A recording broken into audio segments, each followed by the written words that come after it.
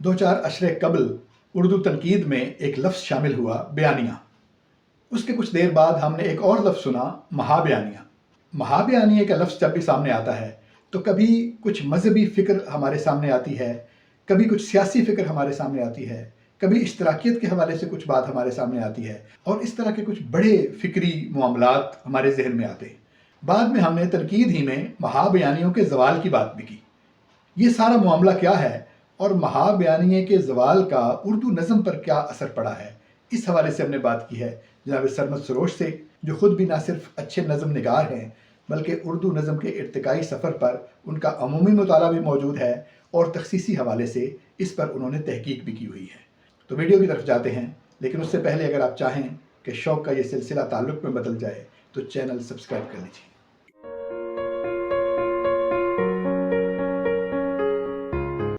अस्सलाम वालेकुम। आबिद सियाल हाजिर है इदारे उर्दू के सिलसिले एक सवाल के साथ, और जनाब सरमद सरोश मेरे साथ मौजूद हैं। बहुत शुक्रिया, आपने वक्त इनायत किया।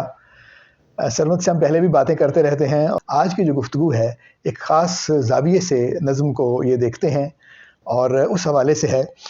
महाबयानिया का लफ्ज़ जो है वो आप इस्तेमाल करते हैं, हमारे नक्काद इस्तेमाल करते हैं। मुझे तो उसका कोई ज़्यादा फ़हम नहीं है, लेकिन इससे हम ये समझते हैं कि कोई बड़ा सवाल, कोई बड़ी फ़िक्र जो मुआशरे को इज्तिमाई तौर पर मिला कर रखे, या इस तरह की कोई बात है।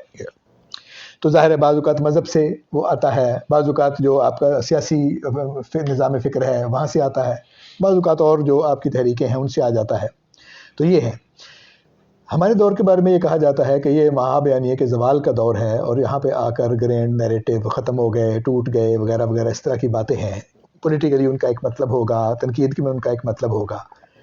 मेरा जो सवाल आपसे ये है कि जब ये ख़त्म हो जाता है तो शायरी पे उसका क्या असर पड़ता है? कैसे हम पहचान सकते हैं कि ये महाबयानिया के ज़वाल की शायरी है? यानी उसके फ़िक्र में क्या फ़र्क पड़ता है, उसके उसलूब में क्या फ़र्क पड़ता है? तो इस पे कुछ फरमाइए। इस पे पहले मैं यूँ कहूँगा कि महाबयानिया का ख़त्म हो जाना जो है ये भी इस पे भी सवालिया निशान है।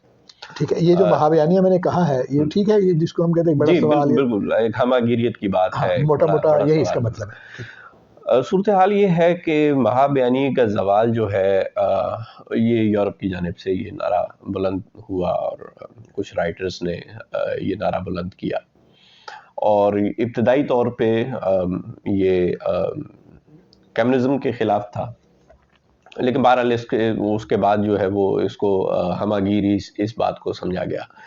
तो पहला सवाल तो ये है कि क्या महाबयानिये वाकई ही ख़त्म हो गए हैं?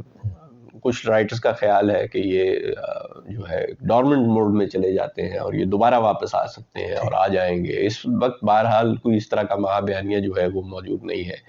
लेकिन अगर हम अपने मुआशरे हमारे यहाँ मौजूद है। अच्छा। और यूरोप के अंदर भी मौजूद है। अच्छा। पॉलिटिकली मैं इस बात को करेक्ट समझता हूँ कि भाई उन्होंने ये एक पॉलिटिकल, इसके अंदर एक जो है ना एक स्लांट है पॉलिटिकल, उसको थोड़ा मुताला करना पड़ता है और आपको समझ आ जाती है कि मतलब अपने मुआशरे को देखें, क्या महाबयानिया ख़त्म हो गए हैं? क्या जो है लोगों का मज़हब से दूरी हो चुकी हुई है, या हम किसी माशी जो है वो महाबयानिया का हिस्सा नहीं है? हमारे यहाँ अब भी लोग जो है वो तरक्की पसंदियत से वाबस्ता है और समझते हैं कि, और फिर ख़वातीन के यहाँ आप कैसे कहेंगे जो तानीसियत की एक तहरीक है, फेमिनिज़म की एक तहरीक है, क्या वो एक महाबयानिया जो है वो मौजूद नहीं है जो यूरोप के अंदर भी मौजूद है? क्या वो इज्तिमाइयत की बात नहीं है एक? तो महाबयानिया बहरहाल मौजूद होते हैं, ठीक है, और ये मौजूद हमेशा से थे और शायद रहेंगे भी।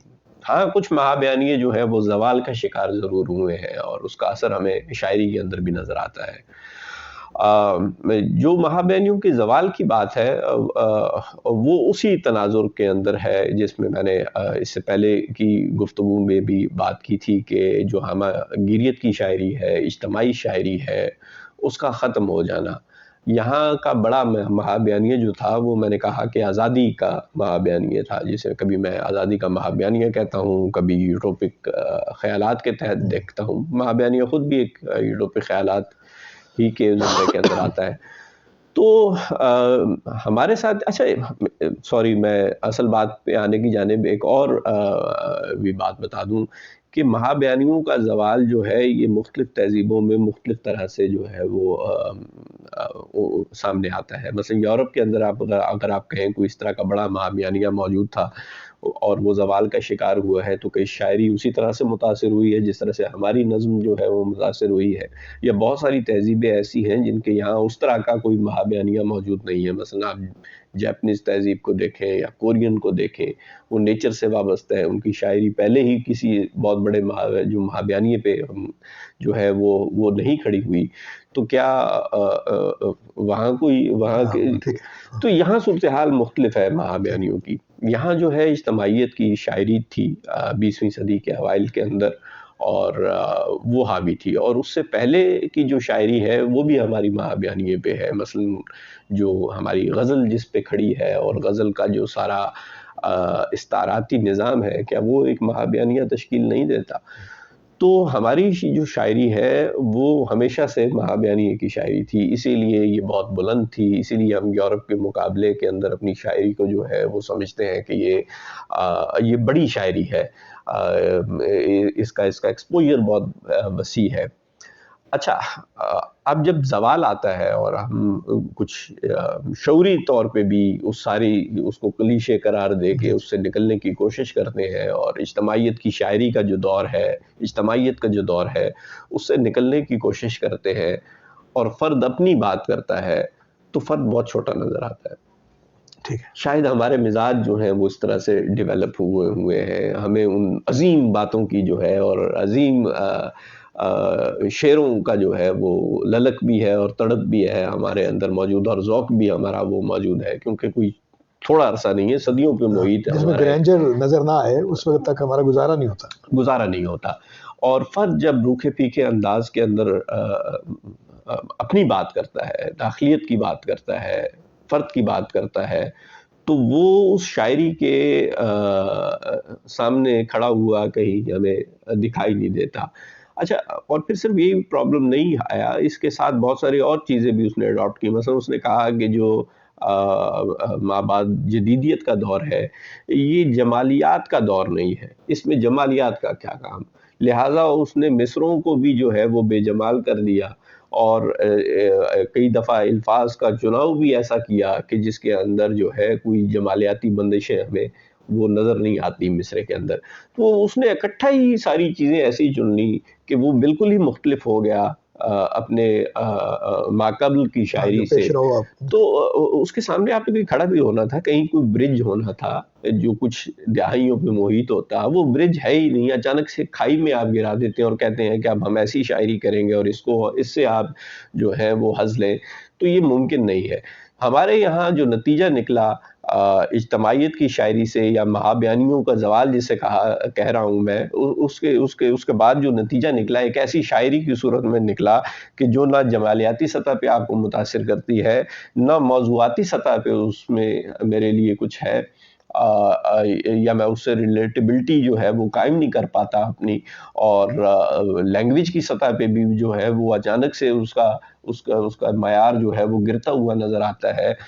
تو ہمارے یہاں تو خوفناک نتائج جو ہے نظم کو بھگتنا پڑے. اور میں کئی دفعہ کہتا ہوں کہ نظم جو بہت تیزی سے مقبول ہوتی ہوئی صنف تھی, یہاں تک کہ غزل جیسی جس کی صدیوں پہ محیط ایک ہسٹری ہے اور ہمارے اندر رچی بسی ہوئی ہے, اس کو بھی اگر وہ اس کی رونق بھی وہ مان کرتی ہوئی نظر آ رہی تھی, تو اور اس میں کچھ تھا تو وہ زوال کا شکار ہوئی. تو شاعر کیوں نہیں سوچنا چاہتا کہ وہ کس وجہ سے زوال کا شکار ہوئی, یا قاری اس سے کیوں دور ہوا. کیا فرق آپ دیکھتے ہیں, دونوں الگ الگ بتا سکتے ہیں کہ مطلب موضوع میں کیا تبدیلی آئی ہے اور میں نے جیسا بتایا نا کہ اجتماعیت کی شاعری جو ہے وہ اس سے پہلے, یا مہابیانیہ کی شاعری جس میں بڑی بات آپ کر رہے تھے, جس کا صدیوں تک یا روایت کے ادھر تک آپ کا سلسلہ جاتا تھا, گونج جاتی تھی, اور اچانک سے آپ داخلیت کی بات کرنے لگے. اچانک سے زندگی کو آپ نے بتا دیا کہ زندگی تاریک ہے اور فرد جو ہے وہ کہیں ہوا میں معلق ہے. تو یہ ایک تو یہ صورت. اچھا، اس صورت کا پوری طرح سے ادراک تھا نظم نگاروں کو، اور انہوں نے یہ جو وائڈ تھا اس کو فل کرنے کی، اس خلا کو فل کرنے کی مختلف طرح سے کوشش کی. آپ دیکھیے کہ کیسے اچانک سے نظم کے اندر بڑی بڑی لفظ، وقت، نا وقت، خلا، اور جو عظیم عظیم الفاظ ہیں وہ نظم کا اسلوب کا حصہ بنتے ہوئے نظر آتے ہیں. اچھا، یہ الفاظ کیوں آ رہے ہیں؟ کیا کسی بڑے تھاٹ کے ساتھ جڑے ہیں؟ اب میرا ذاتی خیال ہے کہ عموماً یہ الفاظ جو ہے کسی بڑے تھاٹ کے ساتھ نہیں جڑے ہوئے ہوتے، لیکن آپ نے اپنے خیال کو چھوڑ کے اپنے لفظوں سے جو ہے نا وہ شکو پیدا کرنے کی کوشش کی، اور نظم کو ایک ایسا سانچہ دینے کی کوشش کی کہ ایسا لگے اشتباہ معنی پیدا ہو، معنی کا شبہ پیدا ہو کہ شاید کوئی ایسے بہت گہرے معنی ہے جسے جدید شاعر جو ہے وہی محسوس کر سکتا ہے اور وہی سمجھ سکتا ہے، اور قاری اس تک نہیں پہنچ رہا. تو یہ جو صورتحال ہمارے یہاں بنی زوال مہا بیانیے کی اور اس کے بعد کی شاعری کی، یہ بہت بڑی حد تک اس نے نظم کو مبہم کیا، کیونکہ ایک ایسے اسلوب کی سطح پر جو مبہم بیانیہ ہے وہ بھی یہیں سے آتا ہے. وہ بھی یہیں سے آتا ہے، کیونکہ آپ کے پیچھے راشد، مجید امجد، میرا جی، اقبال کھڑے ہوئے. اجتماعیت کی شاعری ہے، مہا بیانیے کی شاعری ہے، اور اس کے بعد اچانک سے آپ نے فرد نے جو ہے وہ داخلیت کی بات کرنی ہے، اور چھوٹے موٹے اپنے ارد گرد کے سماجی مسائل کی بات کرنی ہے، اپنے جذباتی مسائل کی بات کرنی ہے. تو آپ تو ان کے سامنے نہیں اپنا وہ جو ہے وہ جما سکیں گے، قدم نہیں جما سکیں گے. تو ایسا اسلوب میں ذاتی طور پہ سمجھتا ہوں کہ بعض اوقات دانستہ طور پہ ایسا اسلوب اختیار کیا گیا کہ فوری طور پر جو مسئلہ ہے نظم کا، شاعری کا جو مسئلہ ہے وہ نہ سمجھ آئے، قاری اسلوب کی جو چمک ہے اس میں کھو جائے اور دیکھنے کی کوشش کرے کہ ایسا کیا اس میں بات کی گئی ہے. اور یہ وہ صورتحال ہے جس نے جو ہے وہ نظم کے اسلوب کو پیچیدہ، مشکل اور مبہم بنایا. اور مبہم تھا بھی نہیں، وہ بات بھی سمجھ آتی ہے، لیکن آپ اس کے اندر سے بہرحال آخر تک کوشش کر رہے ہوتے ہیں کہ بہت بڑے معنی نکلیں گے. معنی تو اتنے ہی ہیں جتنے اس کے اندر. تو یہ صورتحال ہے. اور یہ جو میں اکثر ابہام کی بات کرتا ہوں، اگر اس کے بھی حوالے دیکھے جائیں تو وہ جا کے یہیں سے ملتے ہیں، یہی اسی تبدیلی سے.